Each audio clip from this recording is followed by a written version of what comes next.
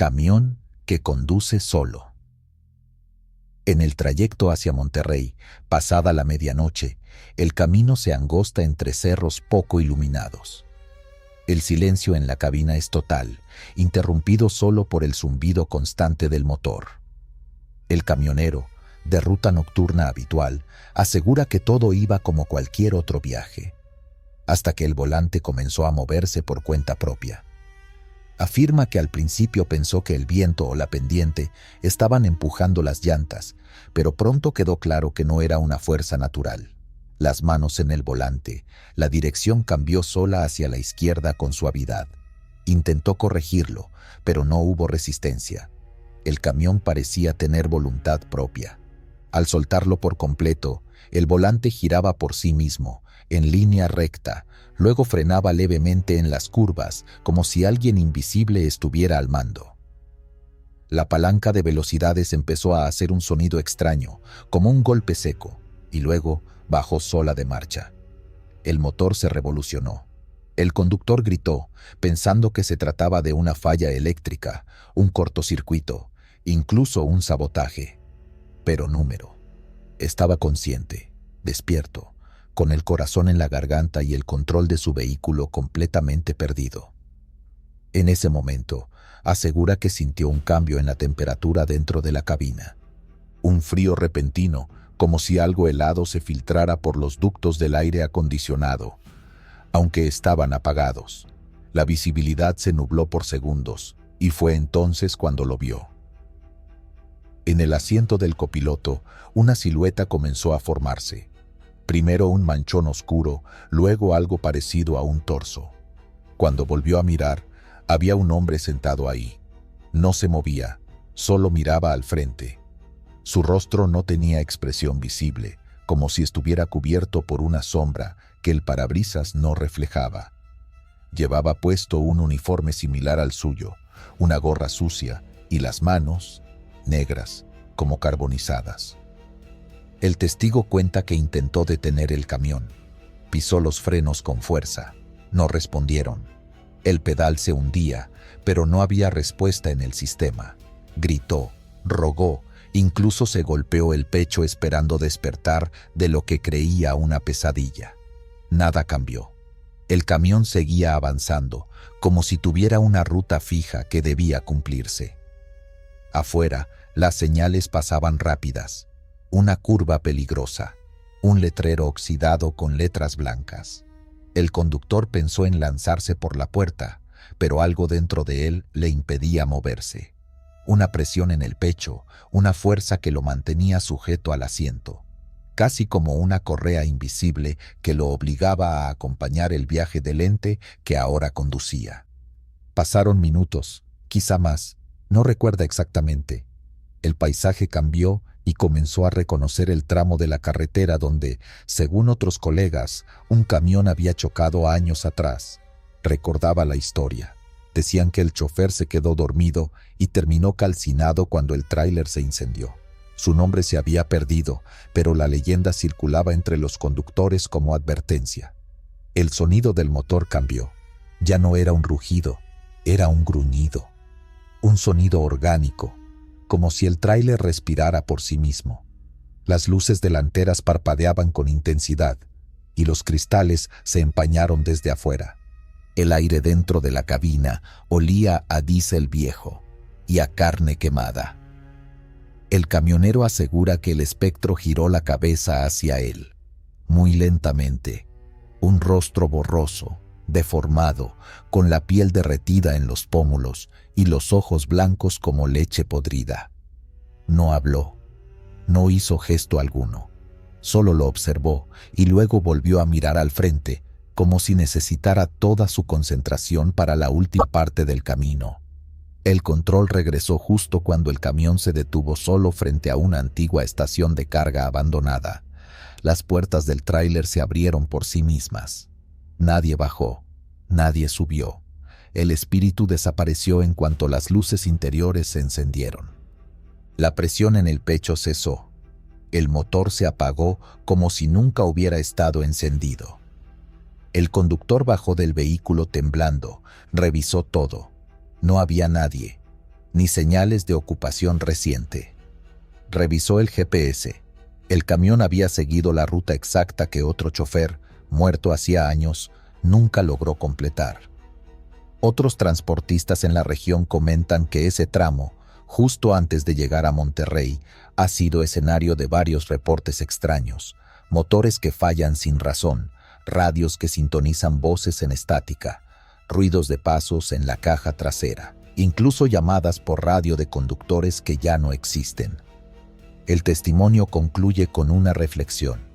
Hay caminos que no deben recorrerse solo, y camiones que, aunque uno crea manejar, tienen otro conductor invisible que todavía no ha dejado la carretera. Desde entonces, afirma que cada vez que escucha el motor cambiar solo de velocidad en terreno plano, se le eriza la piel. Sabe que algo, o alguien, sigue conduciendo con él, aunque no lo vea, aunque no lo toque, aunque jure estar solo. Ofrenda en movimiento. Era la madrugada del Día de Muertos. Yo venía bajando por la Sierra Juárez, con el motor del tráiler gimiendo bajo el peso del remolque. No traía prisa, pero tampoco quería detenerme en un tramo solitario, mucho menos cuando sabía que en Oaxaca las celebraciones se mezclaban con lo sobrenatural. Había escuchado historias, claro, pero uno aprende a no creerlas del todo, hasta que le pasa algo. Mi ruta me obligaba a cruzar por un camino rural rumbo a Mitla. A eso de las 4 de la mañana, una neblina espesa empezó a rodear la carretera. Apareció tan de golpe que sentí como si hubiera entrado en otro mundo. La visibilidad se redujo casi a cero y el tráiler comenzó a perder potencia, hasta que el motor simplemente se apagó. No había señal de nada, ni faros, ni casas, ni postes. Solo una reja de herrería vieja a unos metros del camino. Me bajé para revisar el motor. En cuanto abrí la puerta, me golpeó un olor a cempasúchil rancio mezclado con humedad y tierra podrida. Al girar la cabeza, lo vi. Era un panteón abierto. Las tumbas no tenían cercado, como si el cementerio hubiera crecido hacia la carretera.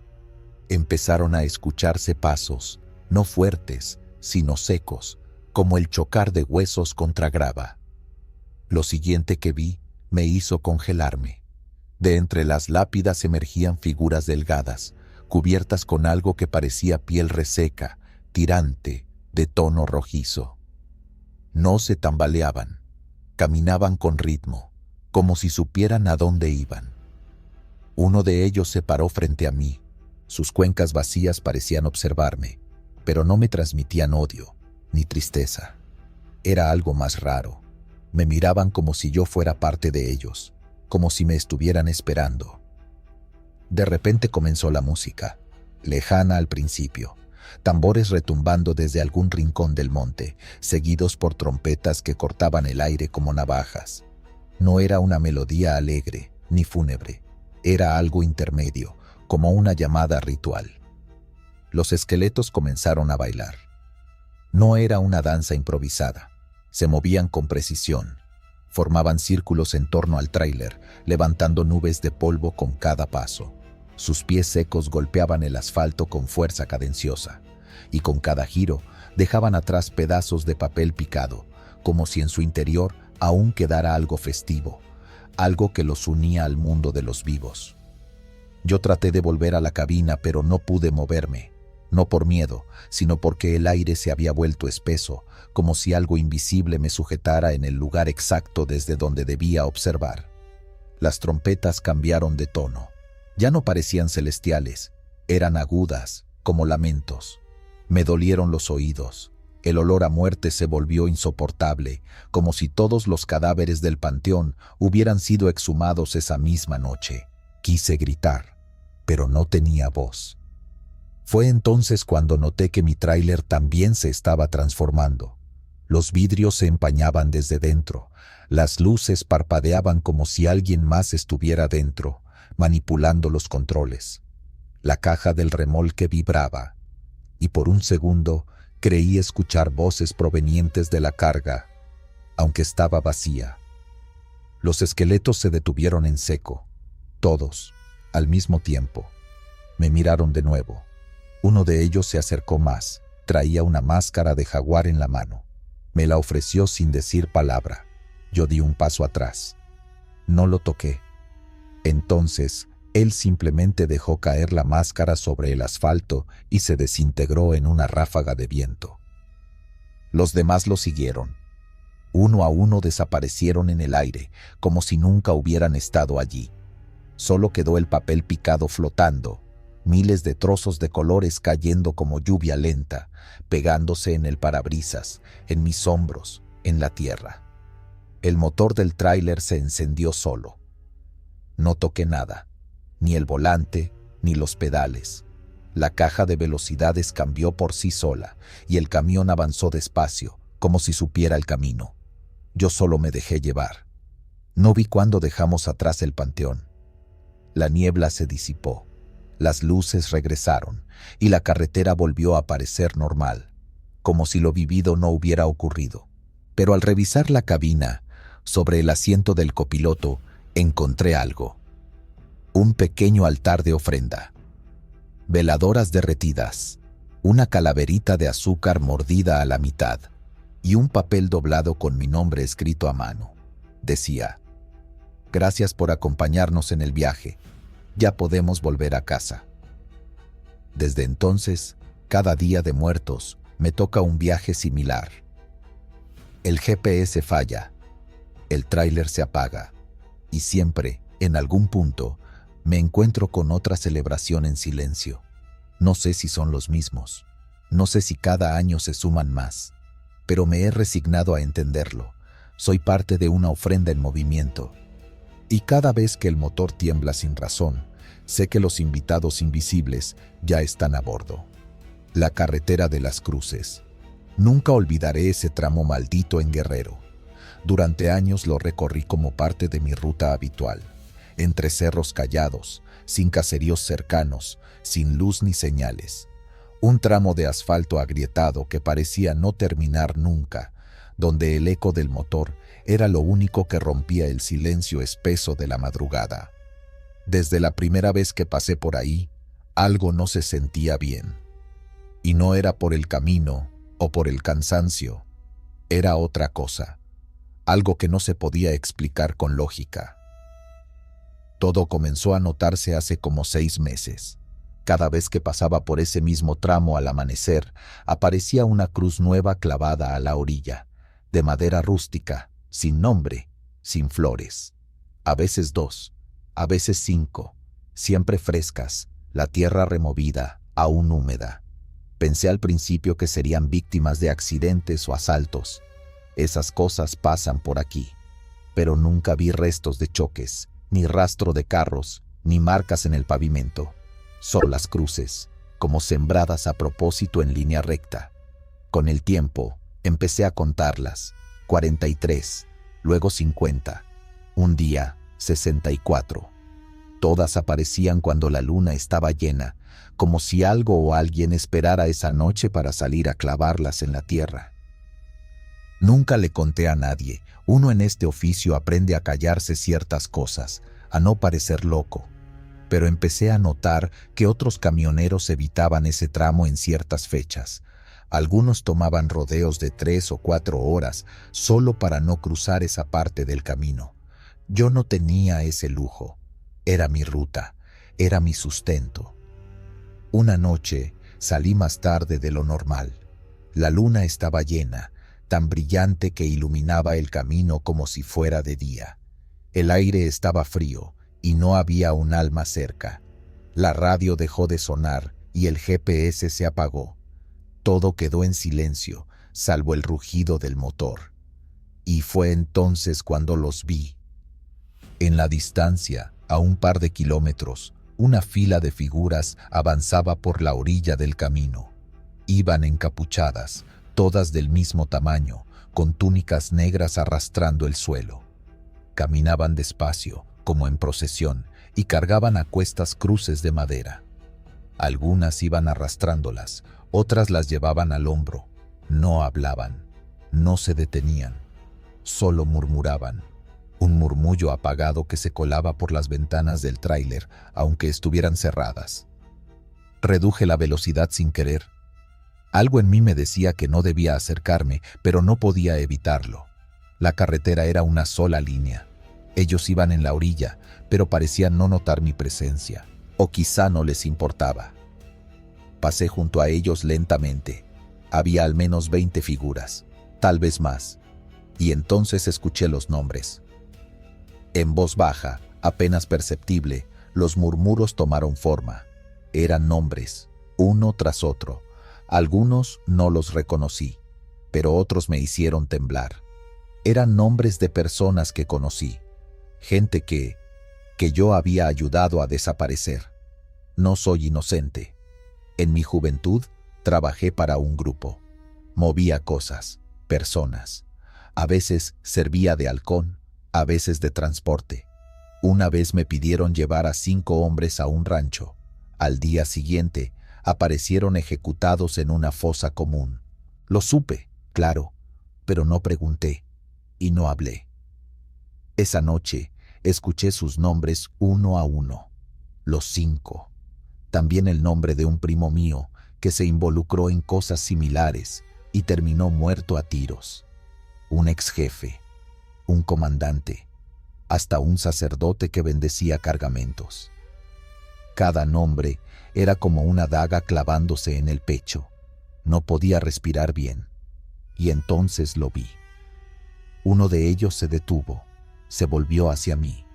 No tenía rostro, solo una sombra bajo la capucha. Pero lo supe quién era.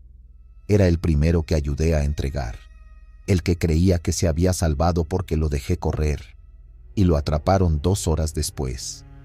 Me miró, o eso sentí, luego señaló hacia adelante. Seguí manejando, sin mirar atrás. El murmullo aumentó. Los nombres seguían saliendo como un rezo maldito, hasta que, al llegar al último kilómetro, desaparecieron. Así como si nunca hubieran estado.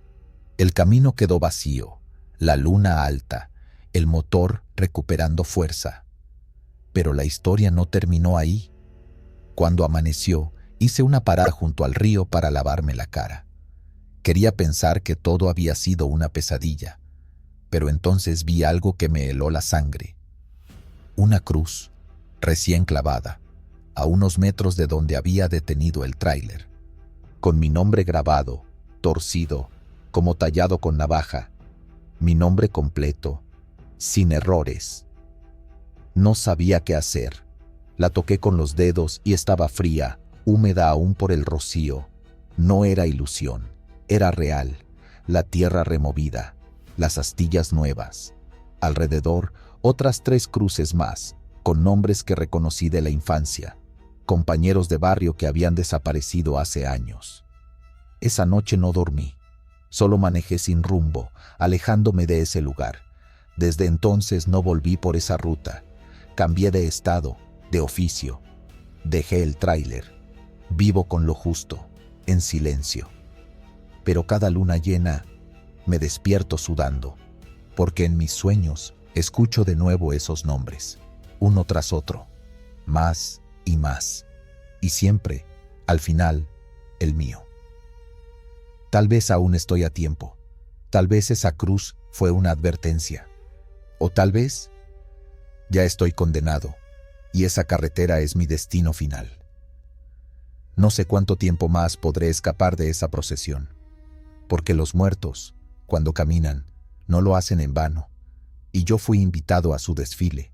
Me lo dijeron esa noche, y lo entendí con claridad cuando vi mi cruz. El motel de los huéspedes que nunca parten. Lo que voy a contar me sucedió hace algunos años, en una de esas rutas largas en las que el cuerpo y la mente empiezan a confundirse. Venía desde Tampico, rumbo a Ciudad de México, con un cargamento de piezas metálicas. Todo marchaba normal, hasta que, al pasar por una curva entre cerros al sur de Hidalgo, el motor comenzó a fallar. Los testigos del tablero parpadearon como locos y el camión se detuvo en seco. No había señal, y la noche ya estaba cerrando por completo.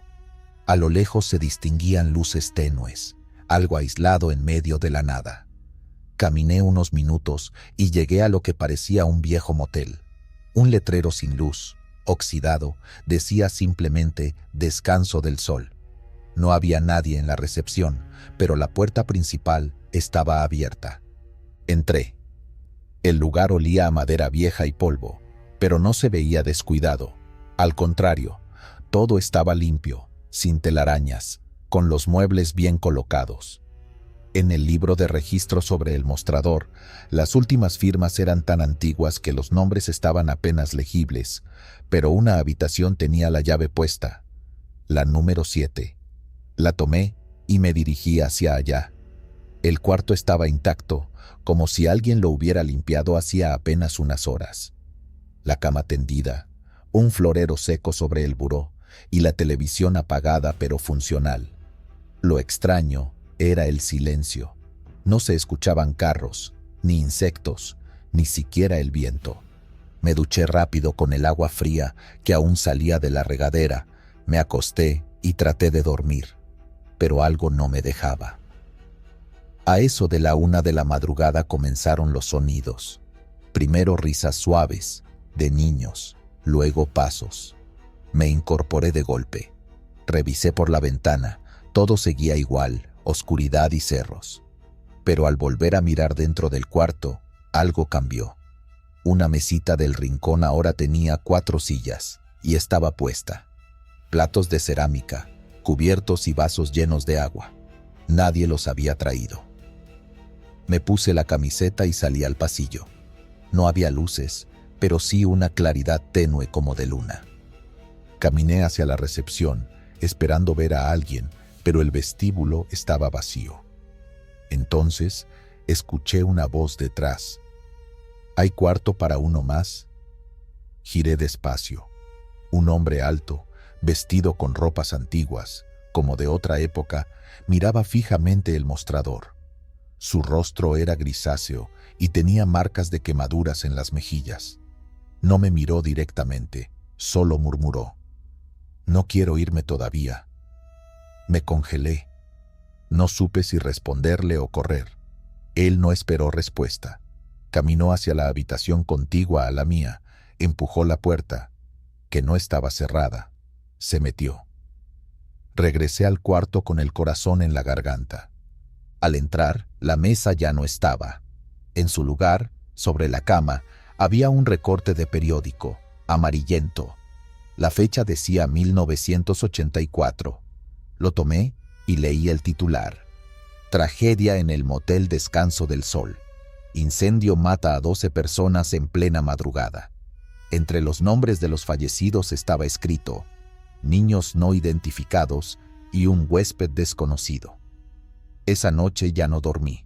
Me senté en una esquina del cuarto, con la puerta entreabierta. Vi sombras cruzar el pasillo. Escuché que alguien lloraba muy quedo. Sentí frío, aunque no soplaba aire.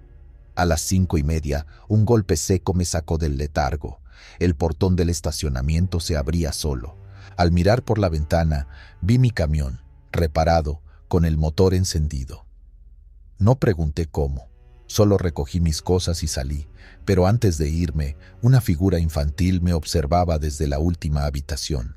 No se movía. Solo tenía la mano levantada como despidiéndose. En el retrovisor, mientras arrancaba, vi el motel desvanecerse entre la neblina como si nunca hubiera existido. Al llegar a la siguiente gasolinera, pregunté si sabían del lugar. El despachador frunció el ceño. ¿Descanso del Sol? Ese se quemó hace décadas, joven. Lo demolieron. Nadie va por allá desde entonces. Dicen que hay apariciones. Que los que murieron ahí no supieron que estaban muertos. Me senté en el camión.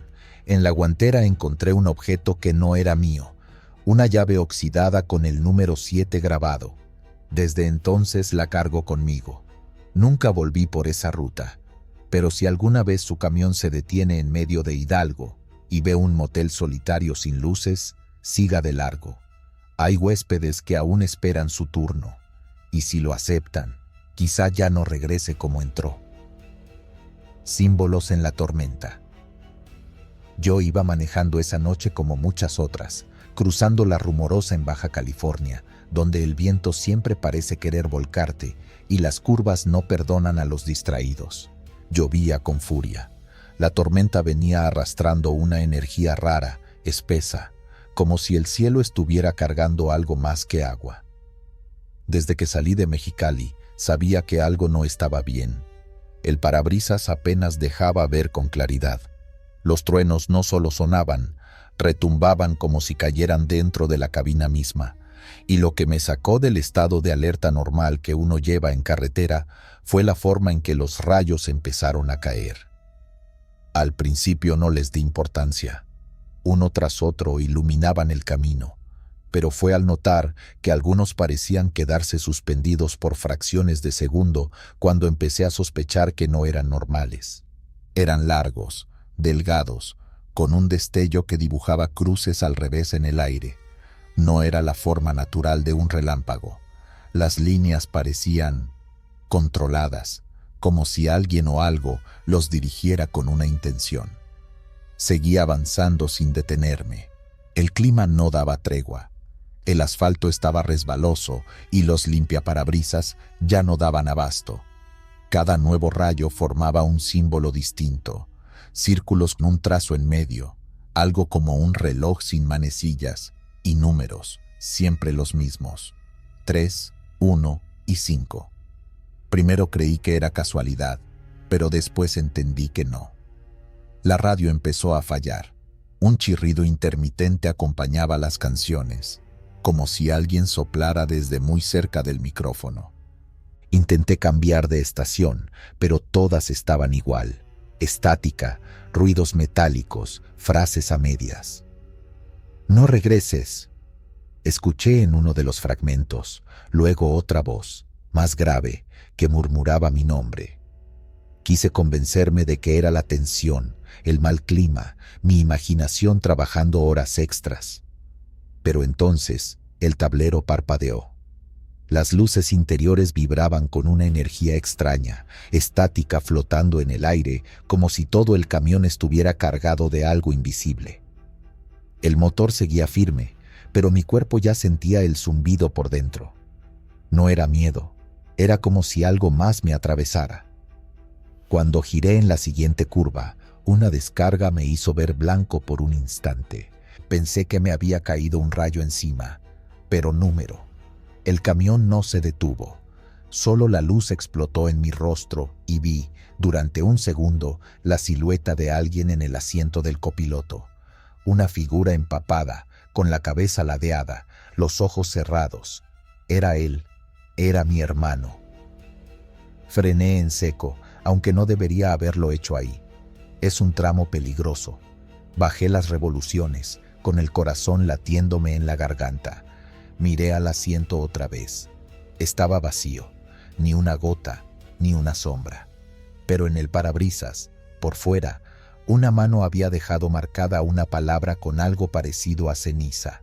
¿Por qué? No tengo que explicar mucho. Hace años, en esa misma ruta, mi hermano murió manejando un camión igual al mío. Íbamos en convoy. Él iba adelante, yo más atrás. Una curva, una lluvia como esta, y desapareció por el borde. Yo no supe frenar. Nunca supe si pude haberlo evitado. Solo vi su tráiler volcado en la hondonada horas después. A veces sueño con eso. Otras veces me convenzo de que fue un accidente. Pero nunca lo volví a cruzar en sueños o pensamientos como esa noche. Decidí no parar. El cuerpo me temblaba, pero seguí.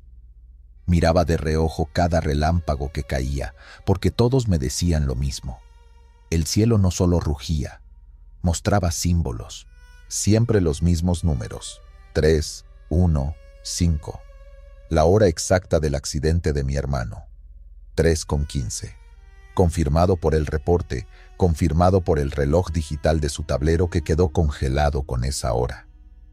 Y de pronto el mío también se detuvo. Marcaba las 3:15, aunque en mi reloj de muñeca era más temprano. No sabía si era un juego de la tormenta o algo más profundo. El camión empezó a desacelerar sin que yo tocara el pedal. El aire se volvió helado, no había señal en el celular, y adelante, en mitad de la carretera, lo vi. Un camión viejo, destrozado, con el toldo inclinado hacia un barranco, las luces apagadas, pero con la puerta del conductor abierta de par en par, exactamente igual al que conducía mi hermano. Me bajé, no sé por qué, o sí lo sé, llevaba años guardando algo que me pesaba. Me acerqué al vehículo sin sentir el frío, caminé como si el cuerpo no fuera mío. El sonido de los truenos era ahora como un eco lejano. Subí a la cabina de aquel camión descompuesto y al tocar el volante sentí el golpe del recuerdo completo. Él no murió solo, lo dejé solo. Sabía que algo estaba mal aquella noche. Él lo dijo por radio. Dijo que el clima estaba imposible, que bajaría la velocidad. Pero yo, por llegar a tiempo, le pedí que no se retrasara. Le insistí. Él me obedeció. Fue mi prisa, mi presión, lo que le costó la vida. Nunca lo acepté. Adentro del camión, el reloj también marcaba las 3:15, y de pronto se movió. 1 minuto, solo uno, 3:16. Un suspiro salió del asiento, como si el aire se liberara, como si alguien o algo hubiera estado esperando que yo llegara a decirlo. Murmuré un perdón que me ahogó la garganta. No hubo respuesta, solo el silencio completo. Ni lluvia, ni viento, ni rayos. Todo se detuvo por un momento. Regresé al mío. Arrancó a la primera. Ya no hubo más símbolos en el cielo, ni voces en la radio. La tormenta se dispersó lentamente. El amanecer me encontró bajando de la rumorosa, como si el camino hubiera querido probarme por última vez. Nunca volví a ver aquellos símbolos, pero cada que cruzo esa zona, bajo la vista al tablero, si alguna vez vuelve a marcar las 3:15, sabré que no estoy solo. Y que mi culpa, aunque nunca desaparecerá, ya no se arrastra como un espectro tras de mí. Porque esa noche, la tormenta me lo dijo con claridad. El cielo sí recuerda. Y a veces, también perdona. El último trago en Tabasco. Aquella noche me empapaba la tormenta como si el cielo hubiera decidido arrancar de la tierra todo lo que no se aferrara con fuerza. Yo conducía rumbo a Cárdenas, ya bien entrada la madrugada, pero el limpiaparabrisas no bastaba, y la carretera parecía una cinta de lodo y charcos invisibles. Tenía que parar. Vi una luz tenue a lo lejos, sobre una colina baja junto al camino. No estaba en mis mapas ni recordaba haberla visto antes. Era una cantina antigua, de esas con toldo de lámina, apenas erguida en medio del monte. No parecía haber más almas vivas en kilómetros. Me bajé rápido, con la chamarra sobre la cabeza, y crucé el umbral sin mirar demasiado. Dentro, el calor del lugar era espeso, viejo. Olía a madera húmeda, a café añejo y humo rancio. Había solo un hombre detrás de la barra. No levantó la vista al verme entrar. Apenas murmuró: ¿Lo quiere cargado? Yo asentí sin pensar, solo quería secarme un poco y sentir algo caliente bajando por el pecho. El café llegó en una taza de barro, sin azúcar, sin cucharilla. Él seguía sin mirarme directamente, pero hablaba. Los que viajan de noche no siempre van solos, ¿sabe? A veces uno carga más que la carga.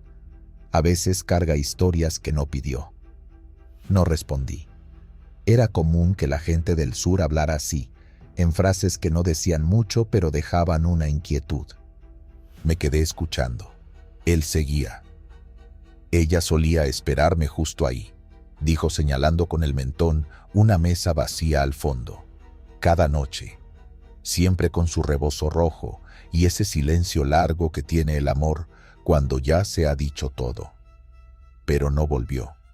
Se fue una noche de viento y yo seguí aquí, sirviendo café, esperando. No sabía si hablaba solo o si me usaba de confesionario. El sitio se sentía detenido. No había relojes, ni música, ni ventanas abiertas. Afuera, la lluvia seguía golpeando el techo, pero aquí dentro no parecía avanzar el tiempo. Bebí más café. El calor en la garganta era real, pero el sabor era raro, como a tierra vieja. ¿Cómo se llamaba ella? Me atreví a preguntar. Fue la primera vez que dudó. Se quedó quieto, con la mirada clavada en su trapo de limpiar que no se movía. Luego dijo algo que no entendí del todo. Un nombre indígena, creo. Sonó como Chulum o algo parecido. Lo dijo con dolor seco, como quien rasga un papel viejo con las uñas. No es que se fuera, se la tragó el monte, añadió. O eso dicen, porque aquí, cuando alguien desaparece, nadie pregunta, solo prenden una vela y siguen respirando. Me giré hacia la puerta, buscando la hora en mi celular, pero no tenía señal, ni siquiera marcaba la hora. Me pareció extraño. Todo estaba fuera de lógica, pero de algún modo no me asustaba, al menos no todavía. Solo me pesaba el cuerpo, como si los muebles también se me hubieran colgado del alma. Quise preguntar más, pero lo encontré encendiendo una vela que había sacado de un cajón polvoriento. No usó cerillos. La llama brotó al soplarle. El hombre, por fin, lloraba, pero sus lágrimas no caían. Solo estaban ahí, colgando de sus ojos como gotas de cera, inmóviles. Algo no estaba bien. Me levanté con lentitud. La barra, las paredes, incluso el suelo parecían más borrosos que al llegar. El aire tenía olor a cirio, a pan viejo, a cosas que ya pasaron. «Usted no debería estar aquí más tiempo», me dijo, ahora con una voz más lejana. «Ya me escuchó. Eso es suficiente. Gracias por recordarme». No entendía a qué se refería, pero no podía quedarme más. Caminé hasta la salida como quien se aleja de un sueño espeso. El agua seguía cayendo, pero con menos fuerza. Subí a mi tráiler, encendí el motor y no miré atrás. No sé por qué, pero supe que si giraba la cabeza no vería el mismo edificio que había visto antes. Manejé en silencio por 2 horas. No encontré la colina, ni la cantina. Pasé por esa zona varias veces desde entonces, revisando coordenadas, preguntando a gente del lugar, y nadie conoce una cantina así en esa zona. Ni siquiera hay registros antiguos.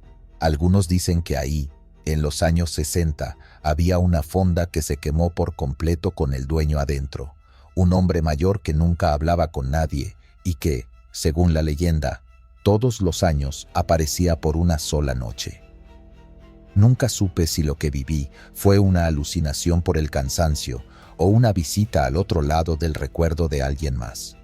Pero desde entonces, cada vez que me detengo por café en un lugar nuevo, observo bien las lágrimas de quien me lo sirve. Si alguna vez no caen, sabré que no debo quedarme. Y esa noche entendí que hay sitios que solo existen mientras alguien los recuerda, o mientras alguien tiene algo pendiente que contar. Yo fui su escucha final, y él, quizás, dejó de ser sombra por un instante, solo para tomar un último trago junto a alguien vivo. Porque a veces, el consuelo de los muertos no es justicia, sino compañía. Peaje al infierno. En la madrugada cerrada, la carretera se abría como una vena negra entre los cerros del norte de San Luis Potosí. Ni una luz en kilómetros. Solo los faros del tráiler marcaban los límites de la oscuridad. El conductor lo relata con voz pausada, casi como quien confiesa algo que por años decidió callar. Dice que era un viaje común, de rutina, sin apuros ni retrasos, hasta que el camino lo obligó a frenar. Una caseta de peaje que no recordaba haber visto antes apareció a lo lejos. No era nueva, tampoco vieja, solo fuera de lugar, como si el tiempo no le aplicara. Lo extraño es que el GPS nunca la marcó, ni un aviso, ni señal previa. Aún así, se detuvo como cualquier conductor sensato. La barrera estaba abajo, y detrás del vidrio sucio del módulo, una figura se movía lentamente. Cuando bajó la ventana, sintió el aire más helado de toda la madrugada, un viento que no venía de la sierra ni del clima, un frío que dolía. El hombre detrás del cristal se giró lentamente. Tenía el rostro cubierto por sombras, pero sus ojos, eso fue lo primero que notó. Rojos, no como pupilas enfermas, sino como brasas vivas, dos carbones encendidos en una cara inexpresiva. El camionero, acostumbrado a ver de todo, se quedó mudo. El sujeto sonrió, pero no fue una sonrisa amable. Fue una mueca torcida, pesada, como si supiera algo que él no. Sin hablar mucho, el cobrador dijo: «Es hora de pagar el precio justo». El camionero le extendió unas monedas y el tipo las tomó sin prisa, dejándolas caer en una bandeja metálica que parecía oxidada. Pero al tocar el metal, las monedas no tintinearon. Se derritieron, como cera bajo fuego, dejando una estela negra con olor a azufre. El conductor se estremeció. No era una ilusión óptica, lo jura. Trató de reír nervioso, creyendo que sería alguna broma o truco de carretera, pero la risa no salió. Del otro lado, el hombre no decía nada más. Solo lo miraba, esperando algo. No pidió más dinero, no pidió papeles. Solo lo observó con esa mirada quemante. El camionero, incómodo, decidió acelerar. Quiso ignorarlo y pasar de largo, pero la barrera no se levantó. Fue entonces cuando volteó al retrovisor. No había ningún otro vehículo detrás, pero sí escuchaba ruido, como si muchas personas estuvieran formando fila. Voces susurrantes, algunos quejidos, golpes secos. Miró por los espejos laterales. Nada. El vacío. Solo el zumbido del motor y la respiración contenida. Volvió a mirar al cobrador. Ahora el vidrio ya no mostraba su reflejo. Solo los ojos brillaban más.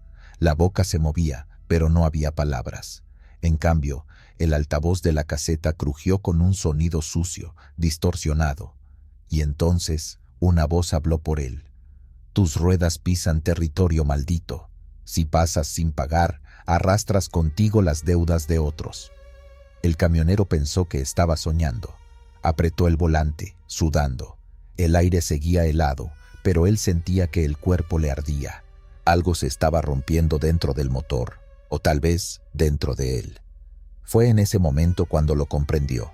No se trataba de un peaje común, no se trataba de un simple viaje. El cobrador no estaba ahí por su dinero.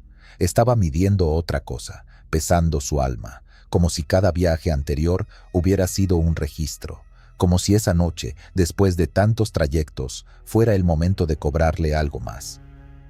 La mente del conductor corrió más rápido que su tráiler. Pensó en los accidentes que había visto, en los compañeros muertos, en el tipo al que una vez dejó abandonado por miedo cuando se incendió aquel remolque, en las veces que mintió sobre cargas. Todo eso volvió a su memoria como relámpagos. ¿Era eso lo que se pagaba ahí? Decidió que no iba a quedarse esperando. Puso reversa y empezó a echar el tráiler para atrás. Pero el pavimento tembló, como si debajo de las llantas se abriera un cráter. La vibración venía del suelo y con ella un sonido hueco, como cadenas arrastrándose bajo tierra. Giró el volante y dio vuelta en U, rompiendo la línea amarilla del asfalto. El motor rugió como nunca. No miró atrás, solo manejó, y mientras lo hacía, los espejos vibraban. En uno de ellos, durante unos segundos, vio su rostro. Pero no era él. Era su cara, sí, pero con los ojos rojos, como el cobrador, como si ya lo hubiera marcado. No recuerda cuánto tiempo manejó, ni cuántas curvas tomó. Solo sabe que al amanecer estaba lejos, muy lejos. La carretera se sentía normal de nuevo, las señales eran conocidas, el GPS funcionaba, las estaciones de radio regresaron. Volvió a preguntar días después por esa caseta. Nadie supo decirle nada. Algunos colegas le dijeron que tal vez lo confundió con la estación vieja, cerrada desde hace décadas por un derrumbe. Otros se rieron. Uno solo, un trailero anciano, le respondió sin bromas. Esa caseta aparece cuando la carga no va en el remolque, sino en la conciencia. Desde entonces no volvió a pasar por esa ruta. No por miedo al lugar, sino por miedo a volver a ver esos ojos. porque si lo vuelve a ver, sabrá que esta vez no habrá escape, que el peaje no será simbólico. Y cada vez que ve una caseta a lo lejos, sin importar el lugar, su corazón se detiene apenas un segundo, por si el diablo ha decidido volver a cobrarle. El niño de la moneda. En lo profundo de la selva chiapaneca hay rutas de terracería tan silenciosas que hasta el sonido del motor parece un intruso. Esa noche, mientras descendía por un camino húmedo y lodoso, mi tráiler comenzó a fallar sin aviso. No fue un ruido, ni una vibración extraña. Fue como si algo invisible apretara el corazón del motor y lo dejara sin aliento. Me orillé con cuidado, tratando de no quedarme encajado, y apagué el motor con resignación. La oscuridad en la selva es diferente. No es ausencia de luz. Es una especie de presencia que te envuelve. Afuera solo se escuchaban los insectos, los golpes secos de alguna rama rota por algún animal y el lejano chillido de los monos.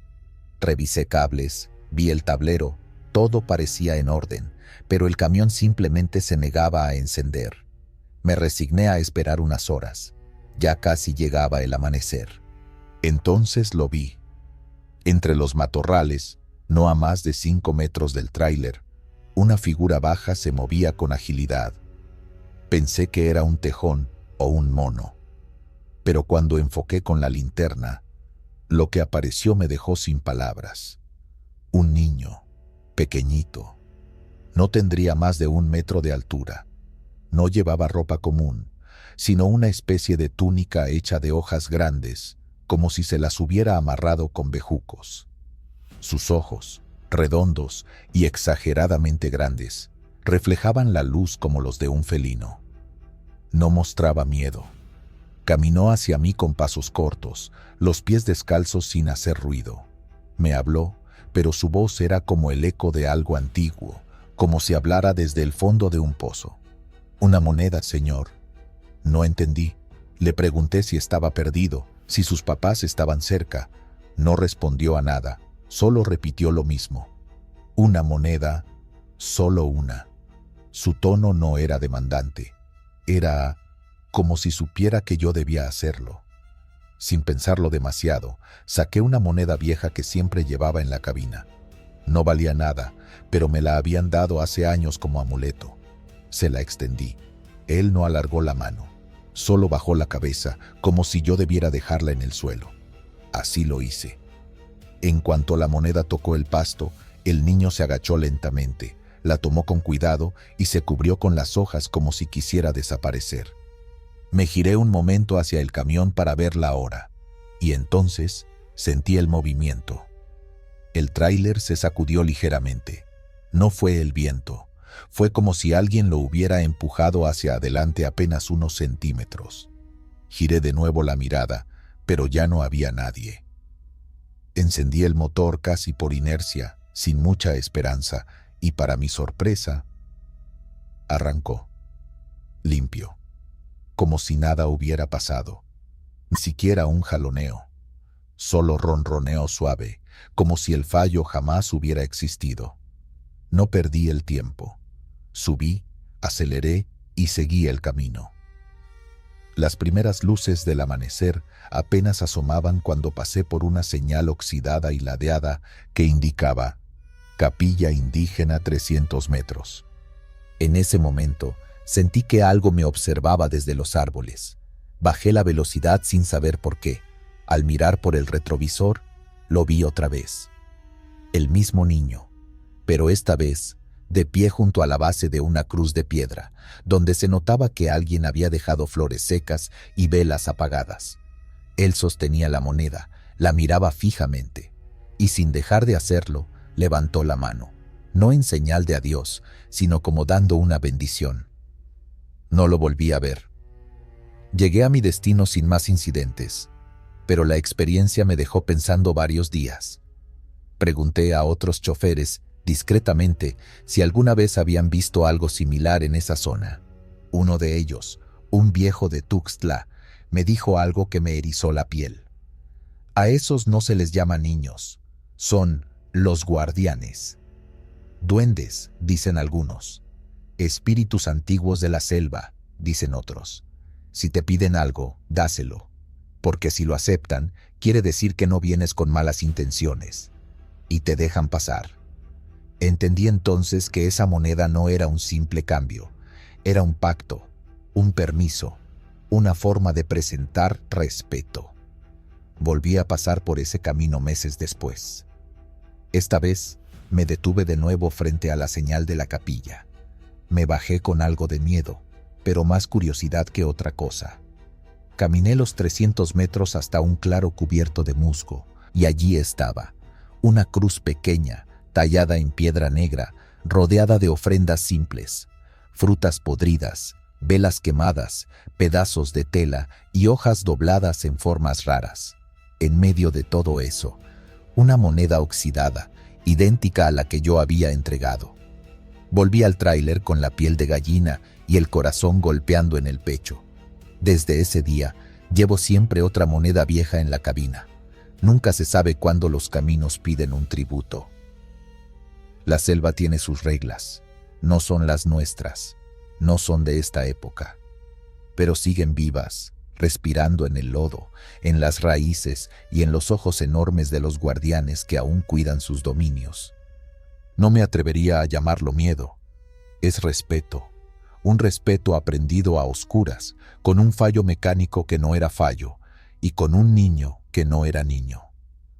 Lo único que sé es que, desde aquella noche, cada vez que paso por un tramo de selva cerrado, dejo el vidrio un poco abajo.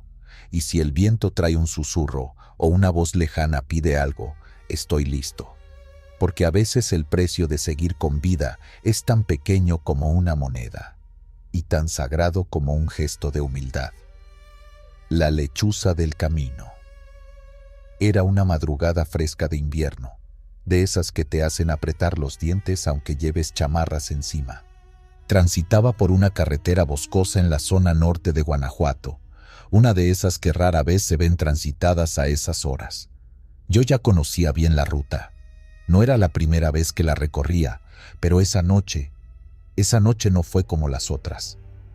A eso de las 2 o 3 de la mañana, justo cuando el bosque parece más cerrado y el mundo más callado, empecé a oír el ulular de una lechuza. Al principio pensé que era eso, una lechuza, pero luego lo escuché mejor, y no sonaba como un ave. El chillido tenía pausas, inflexiones. Parecía reírse, como si alguien imitara una carcajada humana usando el cuerpo de un ave. Frené un poco, no por miedo, sino por extrañeza. Había algo en ese sonido que se clavaba en el pecho, y en cuanto mi tráiler bajó la velocidad al pasar un claro, la vi. Una figura de mujer, vieja, encorvada, con los brazos cruzados y la piel arrugada como corteza vieja. No tenía expresión, solo me miraba desde junto a un árbol grueso, sin moverse. No parecía asustada ni sorprendida por el paso del camión. Estaba ahí, como si esperara algo.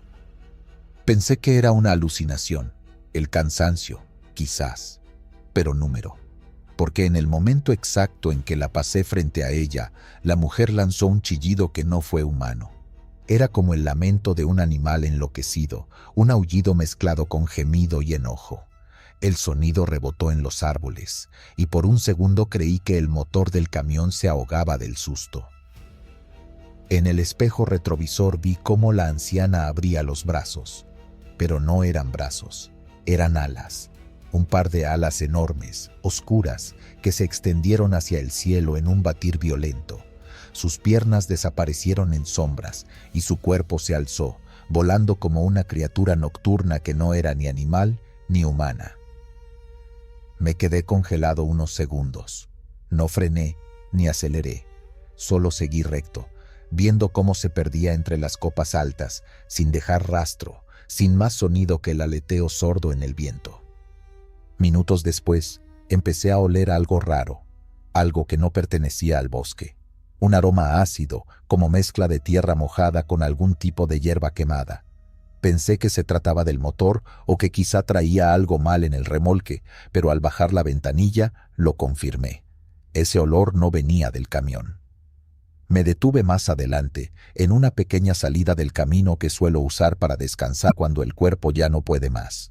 Apagué el motor, tomé mi linterna y bajé para estirar las piernas. Pero al dar 2 pasos hacia el monte, lo vi. Alguien había trazado símbolos con ceniza en el suelo. Círculos, líneas entrecruzadas, puntos con sangre seca, restos de plumas. Y en medio, una especie de hueso quemado envuelto en tela negra. No sé mucho de brujerías, pero no era algo natural, ni algo que uno quisiera tocar. Y de inmediato entendí por qué aquella cosa alada se me apareció. Lo que vi no era una lechuza común, tampoco una simple bruja. Era algo más viejo, más antiguo, una protectora de caminos quizás, una vigilante. Sentí que me había advertido, que ese chillido no era para asustarme, sino para detenerme. Me di cuenta de que si no hubiera reducido la velocidad, si no hubiera sido testigo de su vuelo, quizás habría pisado directamente sobre ese altar oculto y activado quién sabe qué maldición. El aire se sentía espeso, y no era mi imaginación. Seguí explorando con la linterna y noté huellas pequeñas, como si alguien o algo hubiera caminado descalzo en círculo alrededor del altar. Algunas estaban recientes, otras parecían más hondas, como si se hubieran hundido solas en el lodo. Cuando regresé al camión, vi una figura blanca sobre el toldo. No supe cómo llegó ahí. Era una pluma enorme, no de ave común. Era más grande que una de guajolote y tenía un tinte plateado apenas perceptible bajo la luz. La tomé y la dejé en la guantera. Nunca más volví a verla después de ese viaje. Por cierto, desapareció sin dejar huella. Al día siguiente, al amanecer, pasé por un paradero donde a veces me encuentro con otros choferes. Conté lo que viví, sin adornos ni mentiras. Uno de ellos, un señor de más de 60 que creció en comunidades otomíes, se me quedó viendo en silencio. «Esa no era una lechuza», me dijo serio. «Era una Tlamatl-Kiticitl. Así se le dice en náhuatl a las brujas que vigilan.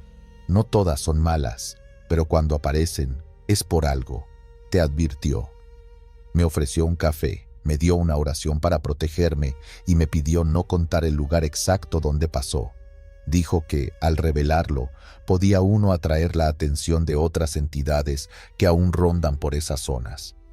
Desde entonces, cada vez que paso por Guanajuato en la noche, subo las ventanas, mantengo el volumen del radio bajo y llevo una ramita de pirul colgando del retrovisor, como me recomendaron. Nunca volví a verla, pero el ulular que imita risas a veces vuelve, siempre lejano, siempre breve, como un recordatorio. Y yo entiendo el mensaje: no pases por donde otros han trazado caminos de oscuridad, porque hay guardianes en los montes, y no todos se disfrazan de sombra. Algunos vuelan, algunos vigilan, algunos te advierten. El fantasma del uniforme desgastado. Era pasada la medianoche cuando recogía a ese hombre a un lado de la carretera, cerca del límite selvático de Chiapas. Estaba vestido con un uniforme militar de otra época, tal vez de campañas antiguas, de esas que solo se ven en fotografías en blanco y negro. Lo primero que noté fue que no me miró directamente a los ojos. Su vista se mantenía fija al frente, como si no le interesara el conductor ni el destino, solo el trayecto. Subió al tráiler sin decir mucho, apenas un «gracias» seco, y se sentó con rigidez, sin apoyar la espalda. Avanzamos por la brecha rumbo a Comitán, y no dije nada al principio. A esa hora, uno prefiere el silencio. Pero algo en él pesaba, no parpadeaba. Lo miré de reojo varias veces, sin que se inmutara. Su piel parecía acartonada, y su rostro tenía un tono grisáceo que la luz del tablero hacía más evidente. Al cabo de un rato, sin que le preguntara nada, dijo: «Ellos no querían morir ahí. Nadie quería». Me quedé frío. No le respondí. Siguió hablando solo, con esa voz opaca que parecía salir de otro lugar, como si no viniera de su garganta sino de algún fondo más denso. La niebla se hacía más espesa con cada kilómetro. El bosque se cerraba, la luz de los faros apenas tocaba las ramas. De pronto, el entorno cambió sin transición lógica. No sé cómo explicarlo. La carretera ya no estaba pavimentada. Las llantas del tráiler crujían sobre tierra y piedras, como si hubiera retrocedido décadas. A los lados, entre los árboles, comencé a ver cascos, lonas rotas, trincheras cavadas torpemente. No eran visiones borrosas, eran reales. Se oían quejidos a lo lejos, lamentos de hombres heridos. Algunos gritaban nombres, otros solo gemían con el pecho abierto. Él comenzó a recitarlos, uno por uno. Ramírez, Soto, Quiñones, Ortega. Los nombraba con la calma de un cura dando la extrema unción. Me detuve en seco. El volante me temblaba en las manos. Volteé a verlo. Su rostro ya no era el mismo. Sus ojos eran dos huecos oscuros que vibraban, no con luz, sino con rabia. Tú los viste. Tú los abandonaste. No me recuerdas, pero yo sí me acuerdo de ti. El aire en la cabina se volvió denso. Apestaba a sangre seca y pólvora húmeda. Salí del tráiler sin pensar. La puerta se cerró sola detrás de mí. Quise correr, pero las piernas no me respondían. Frente a mí, el camino había desaparecido. Solo había un claro entre la vegetación, con un pequeño monumento de piedra desgastada y cruces de madera podrida. Allí estaba él, de pie frente a una lápida abierta. Me acerqué, forzado por algo que no era decisión mía. En el centro, una cruz con un nombre grabado. Me incliné. No podía ser. Era el mío. Mismo nombre, mismo apellido. Mis ojos se resistían, pero el corazón ya lo sabía. Debajo, más abajo, otra inscripción. Cabo fallecido por fuego amigo. Justicia pendiente. Me tambaleé. El militar ya no estaba. Solo quedaba una niebla espesa teñida de rojo.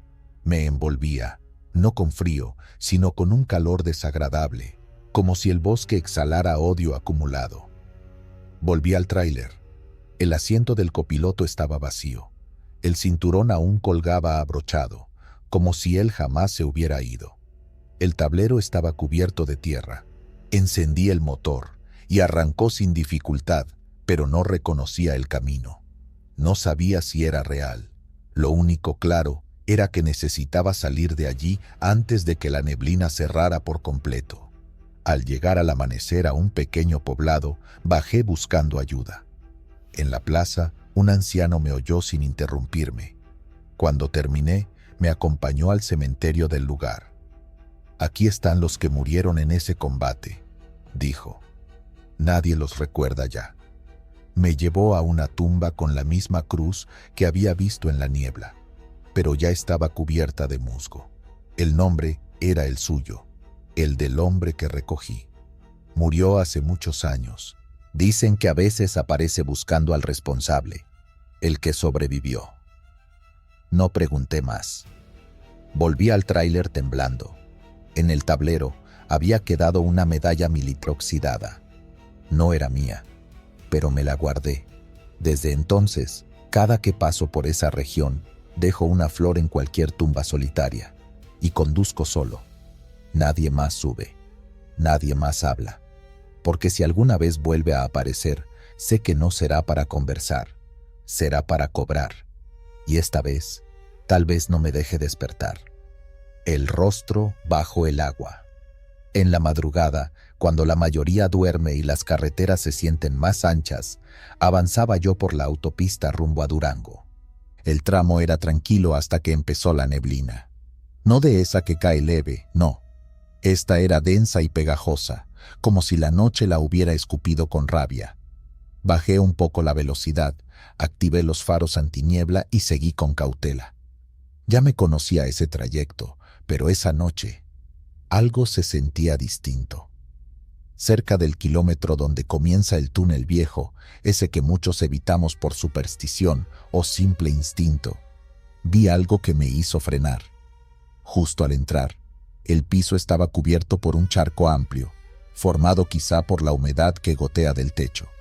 Hasta ahí, todo normal. Lo que no fue normal fue lo que vi reflejado.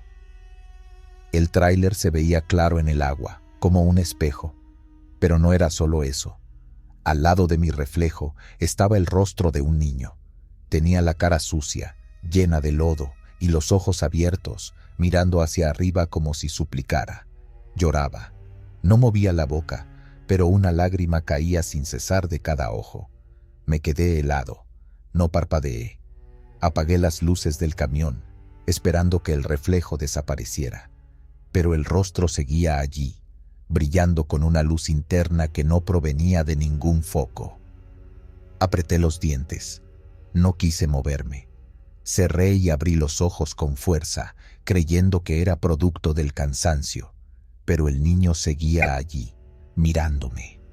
Hasta que, sin más, su imagen se disolvió en el agua, como si alguien hubiera arrojado una piedra invisible. No sé por qué lo hice, pero bajé del camión. El aire estaba frío, mucho más que afuera del túnel. Caminé hasta el charco con cuidado. El suelo olía a moho y hierro, y cada paso hacía eco. Me agaché un poco. Quería ver si algo se movía. Fue entonces que lo sentí. Unos pasos suaves detrás de mí, lentos, infantiles, como los de un niño que camina descalzo. Me giré de inmediato. Nada, solo el eco de mi propia respiración. Quise volver al camión, pero mis piernas no se movieron al instante.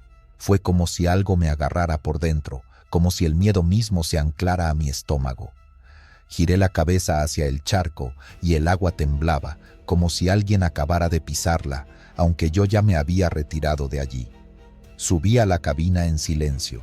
Cerré la puerta con fuerza, pero apenas encendí las luces, el parabrisas empañado mostró de nuevo esa cara, pero ahora en el cristal. Solo por un segundo, un instante, lo suficiente para hacerme dar un brinco hacia atrás. Luego desapareció. Encendí el motor y aceleré. No miré atrás. Crucé ese túnel como alma que lleva el diablo. No paré hasta llegar a una gasolinera varios kilómetros después. Bajé, respiré, traté de convencerme de que fue una alucinación, pero entonces el despachador, un señor ya grande, me miró de reojo y dijo: ¿Viene del túnel viejo? Asentí. Vio al niño, ¿verdad? Sentí que la piel se me erizaba. Lo he visto. Muchos lo han visto. Siempre aparece cuando hay humedad. Dicen que fue atropellado ahí mismo, hace muchos años. Que los papás lo buscaban y nadie lo encontró hasta que un trabajador del mantenimiento lo halló bajo el agua, atorado en una grieta del túnel. Nunca se supo quién lo arrolló. Yo no respondí. No podía. Solo asentí con un movimiento casi imperceptible. Esa noche no dormí. Me quedé estacionado hasta el amanecer. No quise seguir la ruta mientras aún hubiera oscuridad, pero había algo que no me dejaba en paz. Volví. Sí, suena estúpido, pero volví días después, en la tarde, cuando el sol iluminaba cada rincón del asfalto. Me estacioné antes del túnel. Caminé dentro con el celular grabando. No había charco, no había humedad, todo seco, pero algo me impulsaba a revisar el suelo. Allí, entre las líneas del concreto, encontré algo que me heló, un zapato infantil, desgastado, lleno de tierra seca. Al lado, unas flores marchitas puestas junto a una pequeña cruz de madera. Alguien sabía. Tomé una foto, no toqué nada. Regresé al tráiler y no volví a pasar por ese túnel jamás. Lo más extraño fue lo que vino después. Una semana más tarde, al revisar la grabación del celular, noté algo que en el momento no vi. Justo cuando enfocaba el charco seco, por un par de segundos, se escucha un susurro claro. La voz de un niño. Dice: «Todavía me duele». No lo edité. No hay cortes. Solo esa frase, suave y llena de pena. Desde entonces, evito los túneles en esa zona. Ya no es miedo, es respeto. Uno cree que los muertos se quedan donde los entierran, pero algunos, sobre todo los que se van sin entender por qué, siguen esperando respuestas, o justicia, o que al menos alguien los vea y recuerde que estuvieron allí. La carretera guarda muchos secretos. Algunos están enterrados, otros apenas flotan bajo la superficie, esperando un reflejo, un ojo curioso o una luz apagada.